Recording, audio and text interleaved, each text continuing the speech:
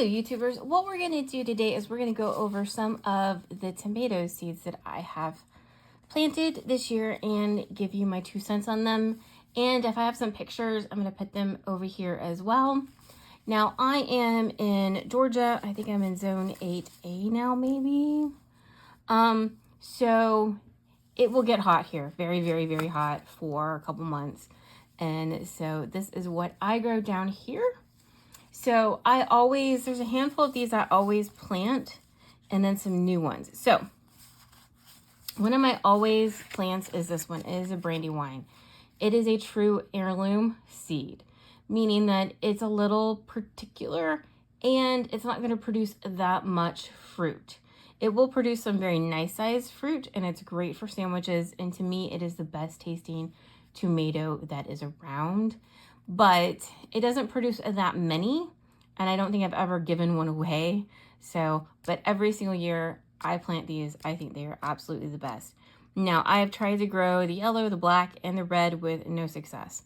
I don't know if they don't particularly appreciate the hot weather down here or what, but the pink one is the only one I've had good luck with getting planted down here. So I always plant this one every year. This is Early Girl. It is actually a hybrid, which is one of the few hybrids that I plant. Now, the reason I like her is because, like her name says, she's early. I can plant, normally I plant in April, and I can have a tomato with her before the 4th of July. They're not very big tomatoes, and they're not really noteworthy. They don't taste really good, but because you want a tomato, she will give you a tomato very quickly. Also, if you are first starting out, the heirlooms are very wonderful and the pictures are beautiful and it sounds so fabulous. They're a pain in the butt. There's a reason hybrids were invented. So if you're planning out for a first time, I would have a combination of heirlooms if you really, really want them, or and some hybrids, because hybrids are going to grow a lot easier and be a lot less of a pain in the butt than some of the heirlooms will. Speaking of one, this is another hybrid that I grow, Lemon Boy. I love this one. It's a very, it's a good sweet flavor. It also produces various sizes of tomatoes. Some can get fairly big, and it will normally keep producing all summer here. But they're very big and they're very pretty, and it will continue producing pretty much from start to the finish. Sometimes if it get really, really hot, it'll stop. But it is a very pretty, sweet tomato, and it's a hybrid, so it is more drought tolerant if I don't want to go water when it's 800 degrees outside. It's also more disease resistant, less bugs like it. But so it's a very good tomato. I very much like this one. And these three get planted every single year in my garden, almost without fail. I have room for these every single year. Now, this is a new one for my garden this year. These are these new ones that are called high looms. So it's a marriage of the Cherokee Carbon and or the Cherokee Purple and the Carbon tomato. So what it's supposed to be is essentially it's a hybrid that's supposed to bring along the traits of an heirloom tomato, so that it will be a very good tasting tomato, but it'll be less of a pain in the butt, more disease resistant, drought tolerant, things like that. So this is the first year for this one. It has come up, so we will see how these go. Now this Black Beauty is kind of a fun tomato to grow. The thing you need to know with it is it doesn't produce like huge tomatoes. They're small, on the smaller side. It will only get black where the sun shines on it. So if you're like in Rose or most places, only the top is going to get this really, really dark color. Some of these packaging is a little misleading. Also, when the bottom blushes is when you need to pick these, because it's really hard to know, because they start out green, then they turn black, and then the bottom turns a little shade of, it blushes essentially. And that's when you go to pick them. They're a really good tomato. They're a very smoky, salty kind of tomato. They're also a good one to give away because of the color. Not a lot of people have seen them. And they'll produce a good number of the smaller tomatoes. This Lemon Boy is another one I like to give away. It'll produce a lot of fruit, and most people have never seen a yellow tomato. It's also a really pretty bright shade of yellow, so it's another good tomato if you want to give away. These two kind of fall into the same category. They're the dark tomatoes, and they're kind of got the smoky, salty kind of flavor with them. Black creme almost always gets planted in my garden. I've recently liked this one. One year it did really well. Last year it didn't do so well. It's got these fun little stripes on it, but they're both kind of a darky, salty, smoky kind of tomato. And they won't produce a billion tomatoes, but they will produce some very, very good tasting ones. And lastly, this is the pineapple tomato. Now, it does not taste anything like a pineapple, but it does produce a very large, meaty, tasty tomato that is very bright, like a good tasting middle of the road tomato. So, and it's also very pretty. It's normally kind of stripy. So that's the last one we'll be growing. Now, being Southern, I love okra. It grows really, really well down here, and I love tomatoes and okra together in the summer. There's nothing that speaks summer to me more than that. So these grow really, really easy down here. They love the hot weather. Do not put them in the ground in April. They will just be irritated at you, but you basically just kind of put them in the ground and they will grow themselves. They will be drought tolerant when you don't want to go water them when it's too hot, and they basically grow. They also have very pretty flowers. The flowers are related to, the plants are related to hibiscus, so they're a very pretty flower. Once they start growing, you will need to go check on them almost daily because they will be producing pods that quickly. And if they get too big, they will get really woody and you will be chewing on a tree. Also, you will never have to, after you buy your original seeds, you'll never have to buy seeds again because you can let them dry out on the stem, cut them, and then you can eat, you can save all of the seeds from them. You can also soak them in water for a little bit before you plant them because sometimes the seeds are really big and hard and they don't want to germinate right out of the get-go. But Clemson Spineless is probably the good old gold standard. It is okra. And then I like the burgundy one. Honestly, there's not a big flavor difference between the two of them.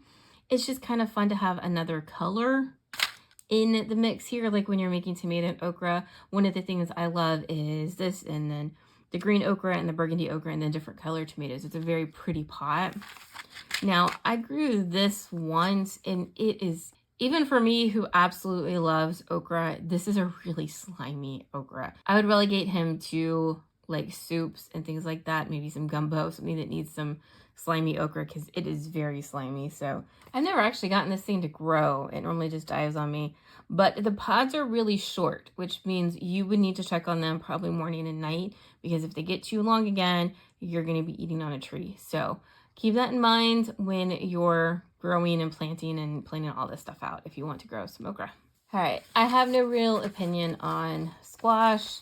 We have the vine borer bugs down here and they will just absolutely eviscerate a crop. I try to get it in the ground as early as I can and hope for the best. Sometimes I will get some. Most of the years I might get one. I do like to try to grow the crooked neck squash just because you can't really find them in the grocery store anymore. But I put them in the ground and hope for the best, to be honest. Now, for cucumbers, I adore these. They are basically kind of like the English cucumbers. They get very long and they have very few seeds in them. I absolutely loved these last year. We had rain. We had a bunch of rain and it pretty much wiped out the crop. But these are absolutely my favorite. They're very good. They don't get better. They don't have a bunch of seeds. I'm going to try these this year.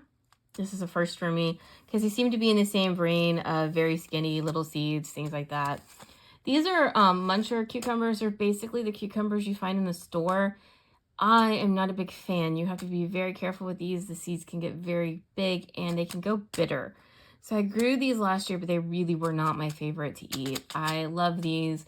And then this year we're going to try to space them out so that I plant maybe one every couple of days. Hopefully that will extend out the growing season of these because they do well for a while and then the heat and normally the powder mildew takes them out. And then I've got these cucumber beetles that just absolutely kill them. So I'm trying to hopefully plant them out a little bit better this year, but they're my favorite. In the same vein as the squash, the pumpkins generally just get murdered by the bugs as well. So I've had some luck with these little Jackby Littles. They're the little tiny pumpkins that you get, and they will last through Halloween if you do manage to get one in. They're really cool to see grow because they're little and they get bigger. I'm a big fan of these. So sometimes we can get them to grow before the bugs come. All right. If you ever try to grow watermelons, it will make you absolutely respect the fact that we have them in the grocery store every year, especially the big ones, because they're a lot. I don't have the room to grow really big ones, so I have found some little ones, and I quite enjoy growing them, but they're a bit of a trial. So lemon drop is one of my favorites. They're about the size of a softball maybe, and I grow these on a trellis, so they grow up. You do have to go support them. Pantyhose are your friend, and I tie them up and support them so that they're not gonna fall. But this one it's a really good crisp watermelon. Now it does like to crack, and you do have to, once you start getting one of these growing, you have to go check on it every single day if it's going to rain. So they do like to crack. You can't eat them after they crack as long as they haven't sat out for too long, but they will absolutely crack on you. But they're really great little ones, and they taste really good. I'm a big fan of these. Now, Kajari is another one that's really kind of fun. The cool thing with it is it starts out green, and then when it ripens, it turns this really pretty orange color, which makes picking them so much easier to try to figure out. And it's a good, I don't even know how to describe these, but they also do give you a lot of seeds, so you can regrow them quite often, but it's a good melony flavor, and it's really pretty. And they're another softball-y kind of sized melon. And then I love these. They're kind of like a sorbet kind of flavor. And they're white, and they grow pretty easily, for me at least. We had a bunch of rain last year, and it wiped out so much of my melon plants because they get stuck with the same beetle and powdery mildew. So you do have to keep an eye on that. But they're a good light sorbet kind of melon flavor. So is this one. This one I quite liked because it doesn't taste like anything I can put my finger on. It's quite different. So it's another good softball melon kind of size to grow. And all of these have been grown on a trellis. None of these have been grown on the ground for me. So, and then this is a new one. Kind of looks almost like an apple. I don't know. And we'll try this one this year and see how it goes. I've also got this one to try. It's a mini me watermelon from Burpee. They were sold out last year, but they're supposed to be a little watermelon to harvest. And so we will start all of these seeds as my next starting. I do plant a handful of flowers. Now, flowers normally need to be the first thing you plant. You're thinking, for me, January to early February, these guys need to get into the grow lights because they're slow and growing. Now, coleus is something I plant every year, and I've started propagating. It's very easy to propagate. I've been blown away by how easy it is. The reason I like coleus is they're very forgiving under our really hot Georgia sun. They will be very kind to me if I don't want to go water them when it's 800 degrees outside. They are also colorful. They're very pretty. They provide color all of the time. You're not waiting on flowers or in between flowers. The leaves of them will be pretty all of the time. So I'm a big fan of coleus. Vinca is another thing that I've had great success with growing, some success with propagating, and they're really nice because they will handle the sun here. And once again, it is very, very hot here, and they will just continue to bloom away like nothing's wrong. I do like going online to get fun, colorful seeds for Vincas because normally the ones at the store are just kind of white and pink. So I like the Vincas online for that color. And geraniums are another one I've had some luck getting to grow from seed. They also propagate very, very easy. And so I've had a bunch I've kept in the basement from last year's crop. So geraniums. Now, oh, these are the other ones. Zinnias. They are great. The bees like them. They grow really, really easy. They'll put out flowers and they'll continue to reflower. So I'm a big fan. I've got all sorts of colors of zinnias. Big fan. I've not had good luck with petunias and begonias. Now, petunias will actually propagate really easy. So I think what I'm going to do is buy a petunia plant and then propagate it. You do have to be careful of propagating some of the petunias because, like, I think the wave petunias and like a super petunia, some of the petunias are, I guess, copyrighted essentially or patented. I don't know. You can't just go around selling them. So propagate them for your own yard, but you can't go and sell them. So do keep that in mind if you want to sell them. But petunias have been hit and miss for me, mostly missing, growing from seed. These begonias, these fancy begonias, I don't know if I've ever gotten one to seed or one to germinate.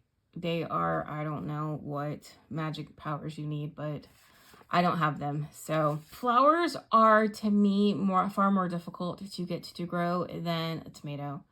If you are just starting out, a hybrid tomato seed will make you feel like the smartest person in the gardening center.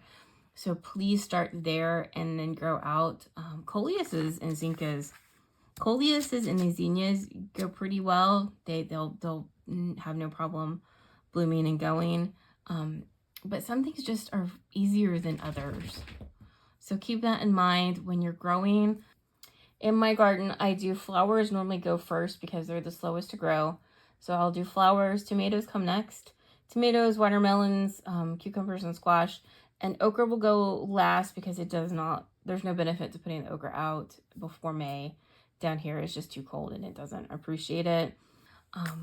And also don't compare yourself to somebody who's been growing for a long time or just magically has the powers. It's a learning curve. You will absolutely have stuff that just does not come back up. But just plant and mess up and then try to figure out how to do it better in the future. If you have any questions, let me know down in the comments below. If you have any suggestions for flowers or gardening tips or anything you want to talk to me about, please let me know. And I'll be back with another video doing something soon. Bye.